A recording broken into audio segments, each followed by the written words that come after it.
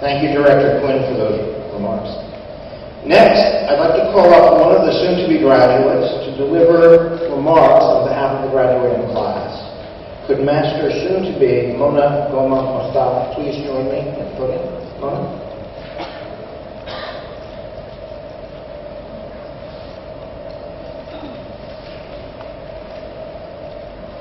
Professors, fellow graduates, our families and friends, Mrs. Linda, my little nephew Omar, good evening.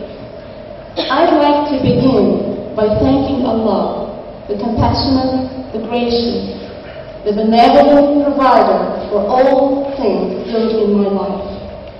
I'd like to thank the professors, Mr. Han, Dr. Su, for all the support and encouragement through our long journey to this cheerful moment.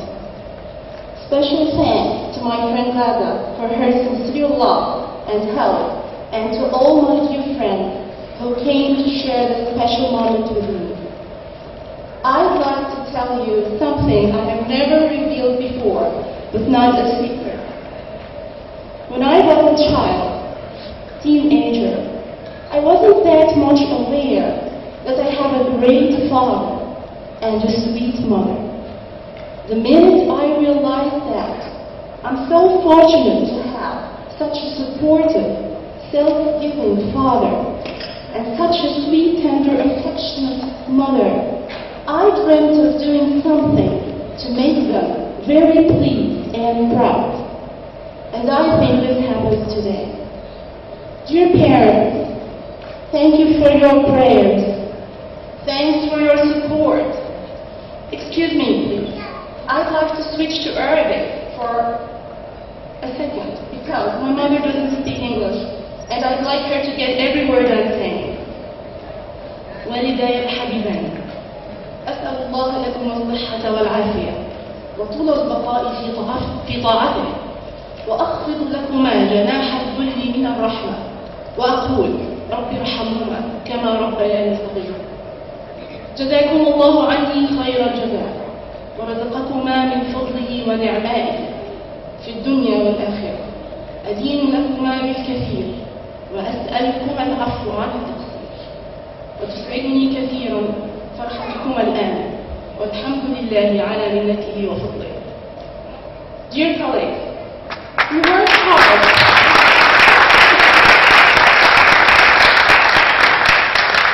We worked hard for many hours and 2 years, reading, reflecting, and gaining knowledge. The field of education is so broad and so exciting, and today is the beginning of a new journey. Let us always remember to put what we have studied into more practice and application. Let us never forget that knowledge is power and have the pleasure to share with others. Let us strive to make learning a lifelong, unending practice. Let us always consider that to teach is to love, and to love is to create, and to create is to change.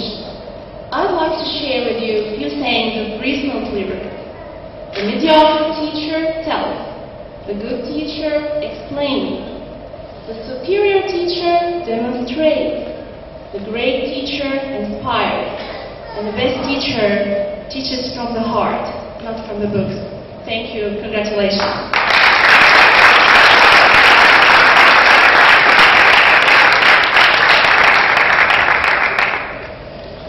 As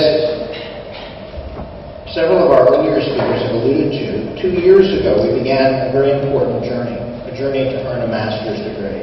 It's been an amazing trip. But many journeys, including the one we've just made, are never made alone. We worked together through many of the challenges of the master's degree. We had a team that supported us. The folks behind me were supported by their families, as we've just heard from Mona. They were supported by their friends. Some of you are seated out here today. They were supported by their colleagues and their parents. They were supported by their mentors, their schools, and their directors.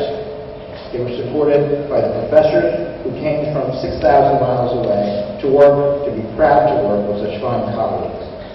The time has come to recognize that support. Graduates, could I ask you to stand just for a minute? We acknowledge the support of the people out here who helped us get our master's degrees.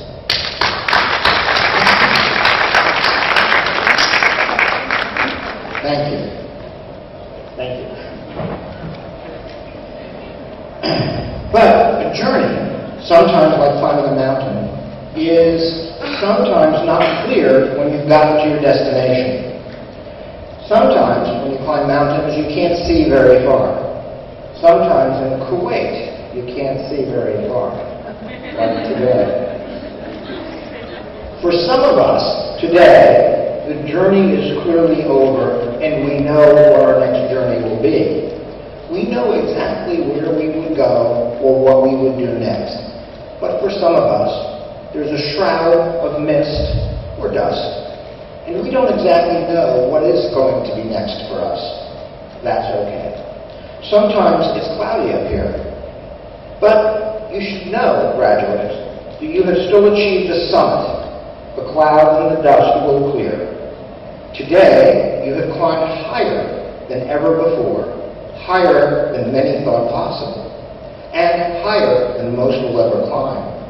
But remember, in a journey in education, no matter how high you climb, no matter how often or how many mountains you succeed in climbing and summiting, never forget there are more mountains and more opportunities ahead. These people are the masters of a very special journey. Now, before we recognize the formality of their journey and award them their degrees, I'd like to just comment on the origins of the dress that we're wearing today. This dress of a scholar has been around since the 1300s, when students and teachers alike dressed similar to this because long gowns needed to be worn in the libraries of cold Europe. The libraries were unheated spaces, and the buildings were very damp. Hoods were needed to cover the head of the person to keep them warm. The masters will be recognized in just a few minutes with a hood to signify their degree.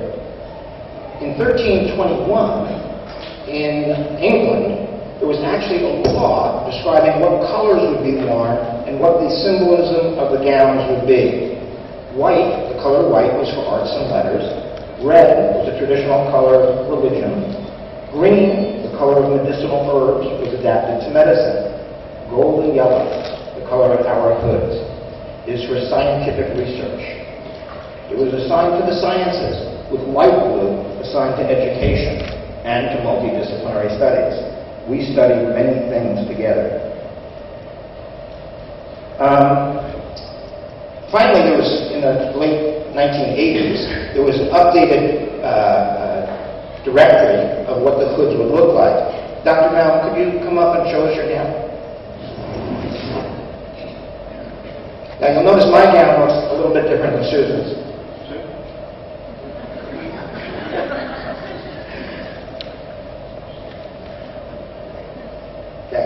Susan is wearing a gown similar to mine, but her sleeves have 3 stripes on them. That signifies that Dr. Baum has reached the top of her line of study. She has reached a terminal degree, and this is as high as she can go in her field. Her hood, more elaborate than mine, more colorful than mine, is a PhD. My hood is that of a master's. Susan also has the crest of her school on her gown. And there's another thing I've noticed. If you look at the sleeves of masters, the higher the degree, the larger and longer the sleeves. Susan, you show us your sleeves. The thicker they are. And the reason was libraries were often cold, dark places, and librarians do not allow food or drink in libraries. So, Susan, do you suppose it would be possible for you to smuggle some food and drink in your sleeves? So, I guess we could kind of not do what the librarian required of us. Thank you, Dr. Bell. Now, it is my duty and pleasure to certify that the people behind me have upheld the academic standards for this institution, the State University of New York at Buffalo. And they have fulfilled the requirements for the degree for which they are being recommended. So, Dr. Bell, if you could come to the microphone now and assist me. Would you please present the candidates for their degree?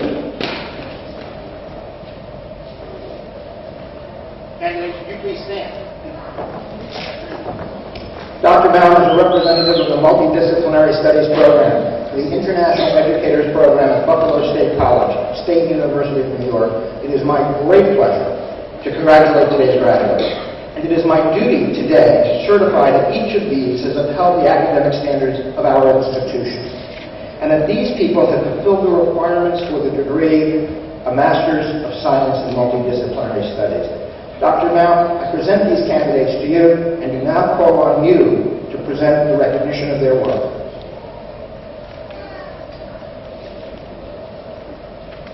By the authority vested in me by the Board of Trustees of the State University of New York and the College Council, and subject to the completion of the requirements set by the faculty, I hereby confer upon you a certificate of completion of coursework for the degree of Master of Science.